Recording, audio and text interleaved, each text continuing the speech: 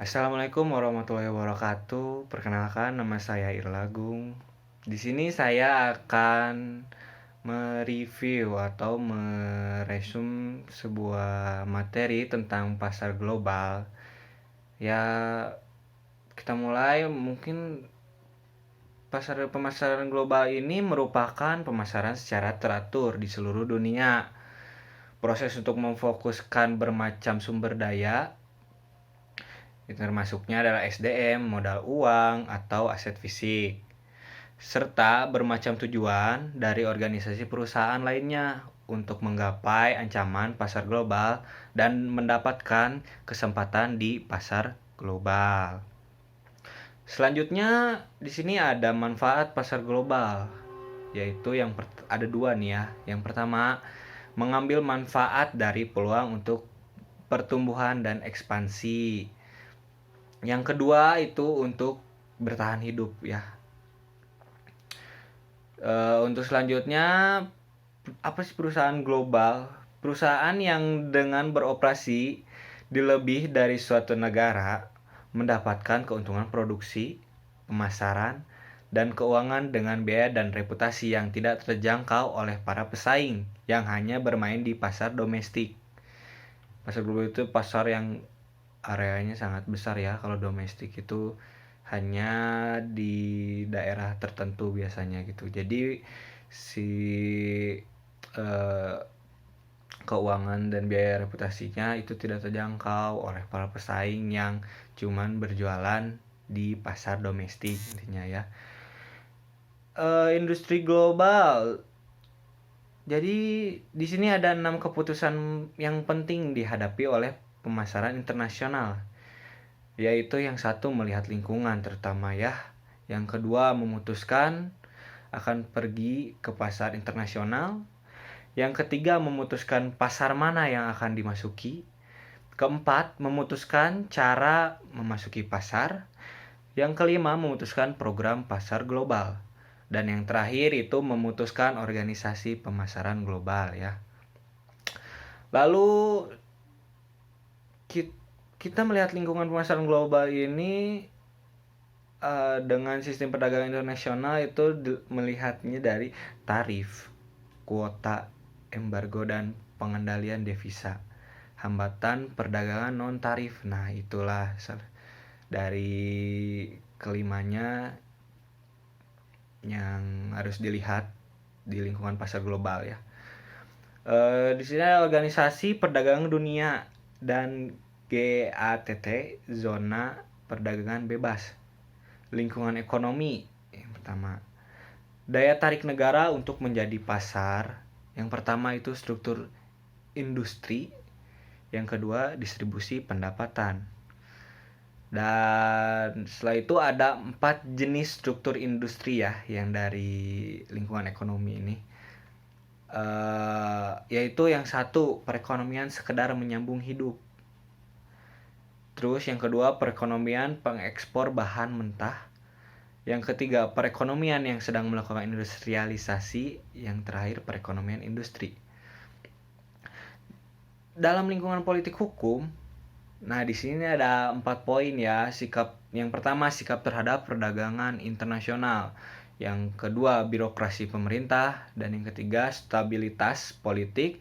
Serta yang terakhir, peraturan moneter suatu negara. Ya karena negara itu punya peraturannya masing-masing ya. Lalu lingkungan budaya masing-masing negara mempunyai cara berperilaku, norma dan pantangan sendiri-sendiri seperti yang sudah saya jelaskan. Semua negara punya caranya atau peraturannya masing-masing yang berbeda-beda. Dan di sini para penjual harus mempelajari cara berpikir konsumen di negara yang berbeda-beda dan cara konsumen menggunakan produk tertentu sebelum merencanakan program pemasaran tersebut ya. Jadi konsumen itu harus berpikir dulu gimana produk tersebut sebelum kita ingin memasarkannya. Terus memutuskan apakah beroperasi secara internasional. Tidak semua perusahaan perlu berpetualang ke pasar internasional supaya dapat bertahan. Di sini ada memutuskan pasar mana yang harus dimasuki ya. Yang pertama, sebelumnya kalian harus mengidentifikasi dulu tujuan dan kebijakan pemasaran internasional. Dan yang kedua, memilih beberapa negara yang ingin dimasuki. Terakhir, memutuskan negara mana yang akan dimasuki. Jadi kita setelah memilih, lalu kita harus memutuskan negara mana yang ingin kita masuki. Memutuskan cara memasuki pasar, ada salah satunya mengekspor, membentuk usaha patungan, membeli lisensi, publikasi kontrak, yaitu beberapa dari cara memutuskan cara memasuki pasar ya. Terus memutuskan program pemasaran, yaitu salah satunya kita harus berbaur pemasaran standarisasi produk tersebut masuk atau tidak. Terus untuk dalam memutuskan program pemasarannya dengan cara standarisasi mix contohnya ya, itu berbaur itu ya bergabung lah, lebih ya seperti mengikuti lah istilahnya seperti itu. Untuk produk harus perluas produk langsung. Perluas itu ya maksudnya disebar mungkin ya produk luas secara langsung. Terus adaptasi produk, ya produk itu harus beradaptasi dengan lingkungan yang akan dituju.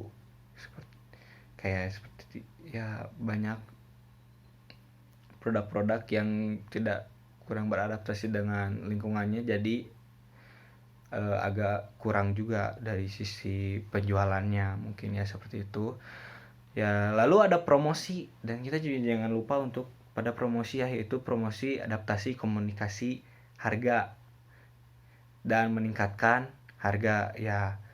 Kali para pengguna usaha juga mengertilah apa maksudnya promosi itu ya, diskon, dan bisa saja mengurangi harga agar mendapatkan pasar yang ya cukup baik bagi produk kita. Terus saluran distribusi, pandangan saluran keseluruhan. Setelah itu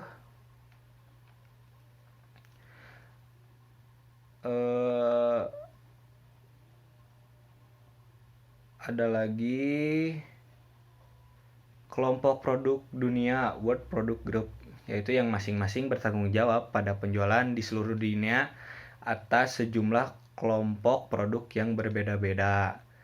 Anak perusahaan internasional yang masing-masing bertanggung jawab pada penjualan dan labanya sendiri, yaitu organisasi multinasional. Ya, mungkin cukup dari saya. Terima kasih atas perhatiannya. Semoga apa yang saya jelaskan menjadi ilmu juga buat kalian, termasuk pembelajaran juga buat saya. Mohon maaf bila ada kekurangan. Saya ucapkan dan saya akhiri. Assalamualaikum warahmatullahi wabarakatuh.